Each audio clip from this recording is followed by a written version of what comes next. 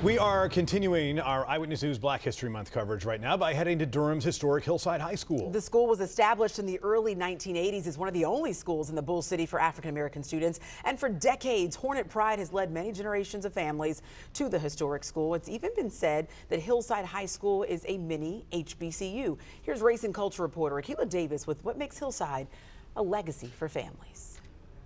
ABC 11 Together's Black History Month is sponsored by North Carolina Education Lottery. If you want to go to heaven when you die, you must be affiliated with Hillside High. Mary Scott's mom gained her wings years ago, but the 75-year-old knows her mom and the many other Hillside High Angels are now smiling down on the legacies they've created. It was Hillside Park High School, named for the park outside of the school. When she went, that was in the 30s. She's a proud class of 1970 graduate. This thing is 55 years old. Showing off her pennant. That's how much we think of Hillside. You can tell that it's had a little work done to it. And high school diploma with pride. You'll find people who were Miss Homecoming, Miss Hillside, and back in the day, in the 60s or the 50s, you might run into them at an event. They have their crowns still from that day.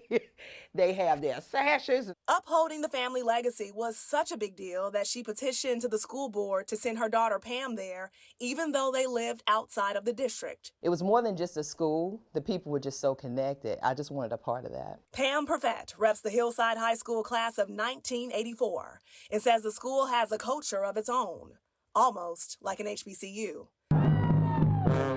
She's always been impressed with the band. I just love watching those blue suits and the girls out there, just kind of giving them the business. Pam says much of her confidence came from her teachers. When I walk in rooms where nobody looks like me, I walk in self-assured. One, because I know my stuff. Two, because I think the most important thing I ever learned at Hillside was how to connect with people. And it was something she was hoping her son Everett would learn. You can probably guess, he also attended Hillside. Because it was mandatory. He remembers attending the school's events as a kid. I mean, I was going to parades every year. I mean, everything that had something to do with Hillside was always a part of. Feels like my family is really a part of the community there too. So much that it's not uncommon for 17-year-old Jordan Scott to run into his grandma Mary at school. He's currently a junior. I'd just be walking by like the main office and then I'd see her in there talking to somebody. Keep everything from Hillside if I can hold on to it. Today, Mary is retired, but you wouldn't know it because she's still active at Hillside. She's president of the class of 1970, one of the alumni vice presidents, and she's founder of the Hillside Alumni Choir. A Hornet for life, with high hopes of her great-grandchildren carrying on the Hillside High School family tradition. They have to go to Hillside. They have to go walk the halls where we walk. In Durham, Akila Davis, ABC 11 Eyewitness News.